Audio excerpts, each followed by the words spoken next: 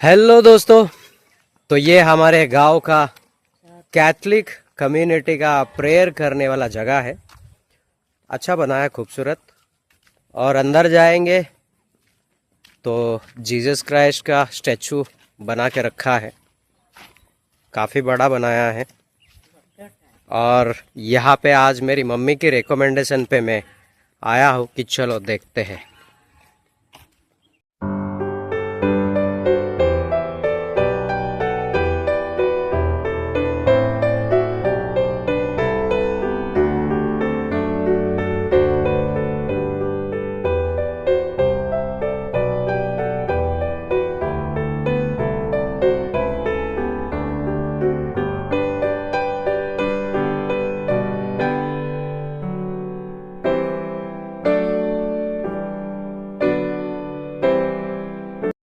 तो ये अंदर से बहुत खूबसूरत बनाया है दोस्तों, ऐसा।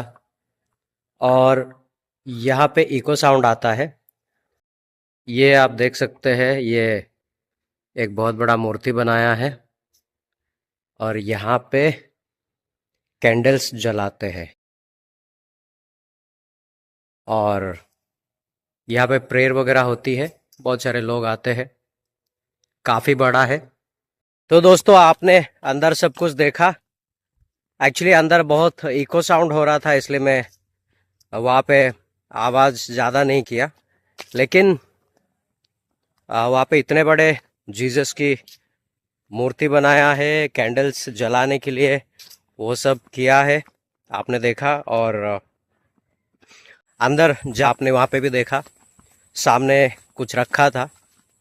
तो मैं एक्चुअली बिलीवर क्रिश्चियन हूँ, तो हमें परमेश्वर का वचन कहता है कि तुम किसी के सामने मत झुकना। तो मैं बस वीडियो बनाने के पर्पज़ से अंदर गया हुआ था।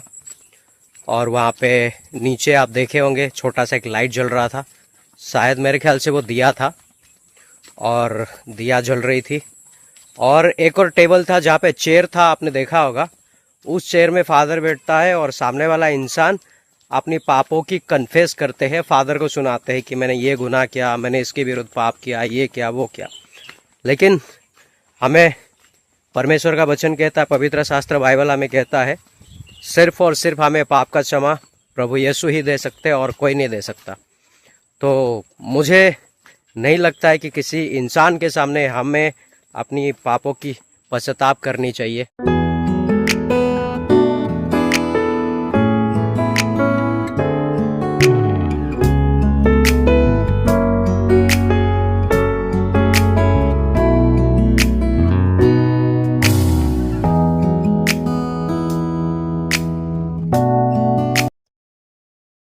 तो दोस्तों, हम तो अपनी पापों की पश्चाताप किसी इंसान के सामने करेंगे नहीं, चाहे जमीन और आसमान एक क्यों ना हो जाए। हम अगर पापों की पश्चाताप करेंगे तो परमेश्वर के सामने करेंगे, और सर झुकाएंगे नहीं किसी के सामने, भले हमारा सर क्यों ना कट जाए। क्योंकि मैं अल्ट्रा प्रो क्रिश्चियन हूँ, तो मुझसे तो नहीं हो पाएगा। और मुझे लगता है ये वीडियो मेरे गांव में लोग देखने के बाद मुझे क्रिटिसाइज़ करेंगे, तो आई डोंट केयर, करने दो, मुझे कोई फ़र्क नहीं पड़ता। कैथलिक कम्युनिटी में ये सारी चीज़ें आम बात है। मूर्ति के सामने झुकना, कैंडल्स लगाना, अगरबत्तियाँ लगाना और बड़ी बड़ी चर्च बनाना। भले लोगों के बीच में कोई प्यार रहे ना रहे, चर्च से निकलने के बाद एक दूसरे को लोग मर्डर कर दे, मारपीट करे, झगड़ा करे, इसके विरुद्ध उसके विरुद्ध पाप क्यों ना करे, लेकिन चर्च बड़े होने चाहिए। और फादर एकदम क्लास होना चाहिए, है ना। और कैथलिक फादर जो होते हैं उनको 14 साल लगते हैं ट्रेनिंग लेके फादर बनने के लिए, और उनका 14 साल के बाद वो लोग फादर बनते हैं। बट परमेश्वर का सही वचन, परमेश्वर का सही जानकारी जहाँ ना मिलता हो वहाँ पे नहीं जाना चाहिए। ये मेरा पर्सनली ओपिनियन है, और मैं ऐसा ही हूँ। जहाँ पे अच्छा वचन ना मिले, अच्छी शिक्षा ना मिले, वहाँ जाने से इंसान सुधरने के बदले बिगड़ जाते हैं। ये कुछ ऐसा है हमारे गांव के अंदर है, वो छोटा सा नदी था जो आप लोगों ने देखा, ये अभी नया ब्रिज बना है। एक्चुअली बारिश ज़्यादा होगा तो पानी का बहाव बहुत तेज़ होता है, यहाँ पे इंसान मर भी जाते हैं, बहुत पानी आता है यहाँ पे।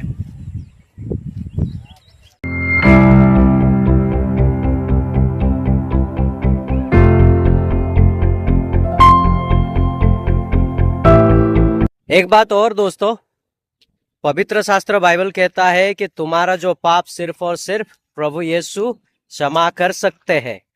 लेकिन यहाँ पे फादर के सामने वो भी जब भी आपको कन्फेस करना होता है तो उसके लिए बाकायदा यूनिफॉर्म लगता है, वाइट पेंट शर्ट लगता है। लड़कियां रहेगी तो वाइट शर्ट रहता है और वाइट कपड़े उसके रहते हैं। फिर वो फादर के सामने जाते हैं और उसके लिए अपॉइंटमेंट लेनी पड़ती है। उसके बाद जाके फादर के सामने कन्फेस करते हैं, मैंने इसके विरुद्ध पाप किया, वो किया, ऐसा किया, वैसा किया। उसके बाद फादर जो है उनको क्षमा करता है। लेकिन हम सामने वाले को माफी मांग सकते, वो उसको मांग सकते हैं जिसके विरुद्ध हमने गलती की है, जिसको हमने भला बुरा बोला होगा, उसके साथ जाके, उसके पास जाके हम अपनी पापों की माफी मांग सकते हैं। हम उसे कह सकते हैं कि मुझे क्षमा कर दो। लेकिन उस इंसान के पास जाके हम अपनी पापों की कन्फेस नहीं कर सकते हैं जिससे हमने कुछ किया ही नहीं हो। हम अपने बारे में उनको नहीं बता सकते। अपने बारे में अगर बताना है तो सिर्फ और सिर्फ प्रभु यीशु के सामने हम बता सकते हैं। तो मैं कैथोलिक फैमिली में पैदा ज़रूर हुआ हूँ, लेकिन ये जो रूल है इसके खिलाफ हूँ मैं। मुझे ये पसंद नहीं है, बिल्कुल भी पसंद नहीं है। क्यों ये सब ऐसा करते हैं? पर हमारे बोलने से ना बोलने से कोई फ़र्क नहीं पड़ता। हमारे बोलने से ना बोलने से दुनिया नहीं रुकती, दुनिया अपना काम करता है और ये करते रहेंगे। पर हमें अपने आप को बदलने की ज़रूरत है, हमें अपने आप को सुधारने की ज़रूरत है। तो ये सारी चीज़ें अगर हम ना करें तो हमारे लिए बहुत अच्छा होगा। मैंने प्रेयर वगैरह वहाँ पे नहीं किया, मुझे पसंद नहीं है किसी के सामने झुकना। हम अगर झुकेंगे तो सिर्फ और सिर्फ हमारे परमेश्वर के सामने झुकेंगे।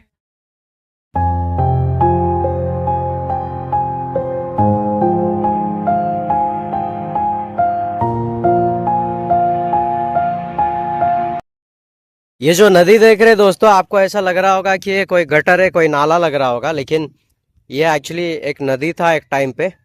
यहाँ से रेत निकाल निकाल के ये नदी का हाल है ना पूरा खराब कर दिए लोगों ने।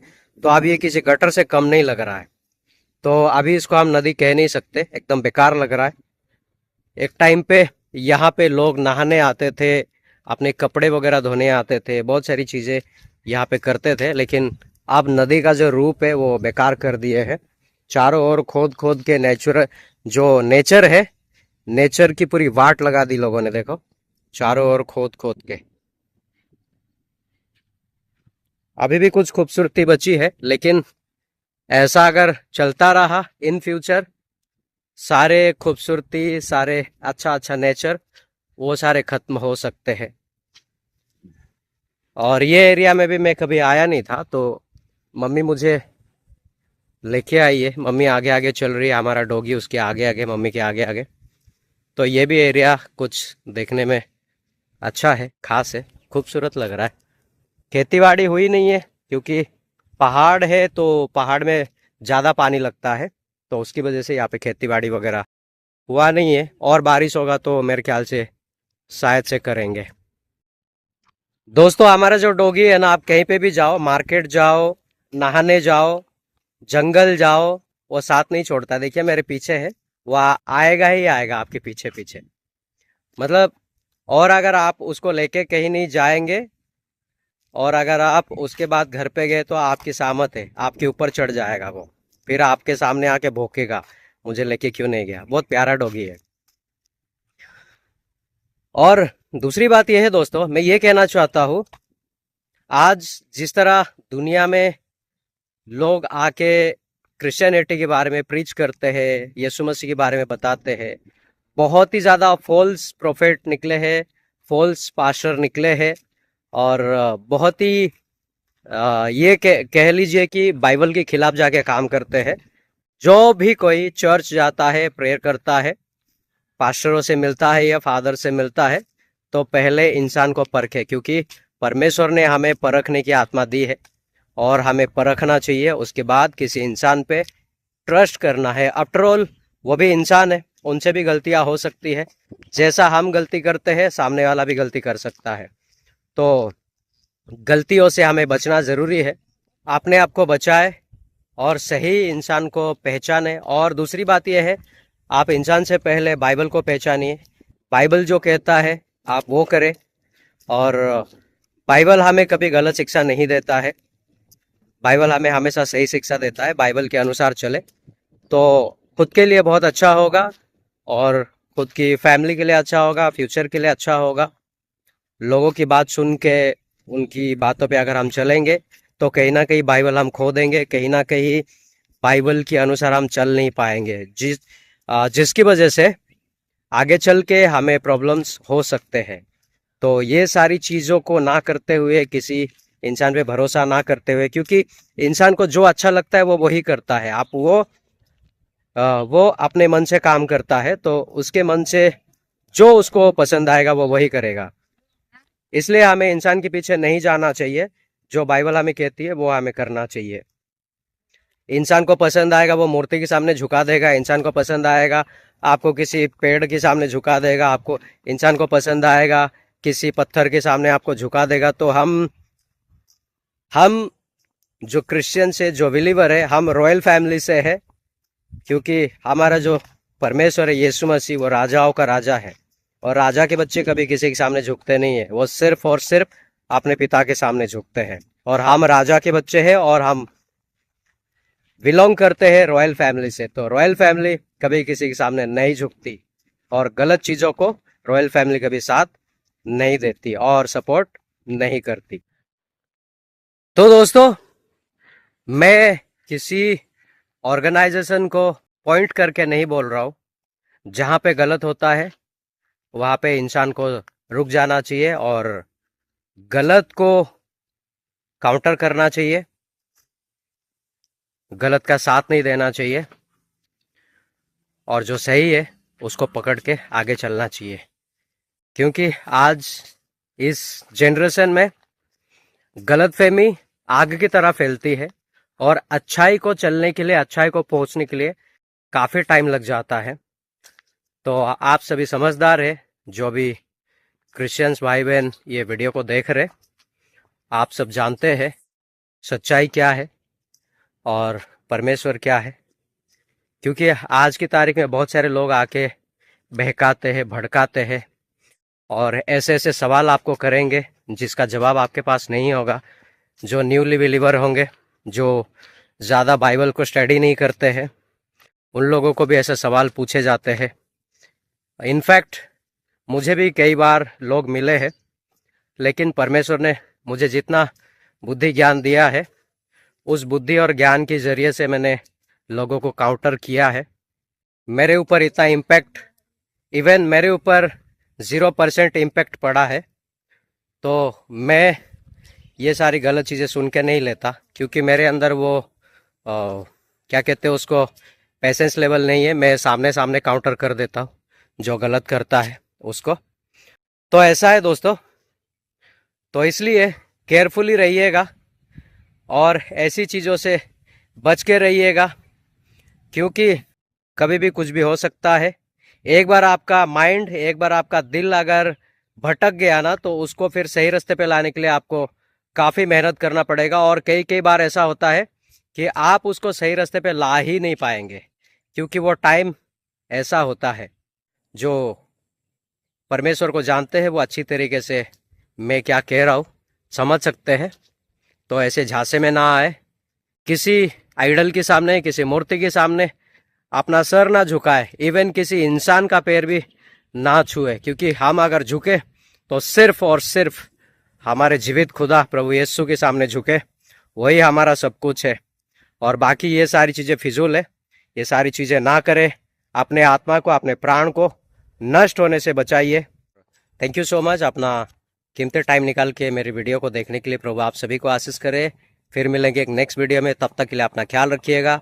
चैनल में नए हो तो चैनल को सब्सक्राइब करें, वीडियो को लाइक करें, अपने दोस्तों के बीच इसे शेयर ज़रूर करें, और अगर आप फेसबुक से देख रहे हैं तो पेज को फॉलो ज़रूर करें। Thank you so much, God bless you all दोस्तों।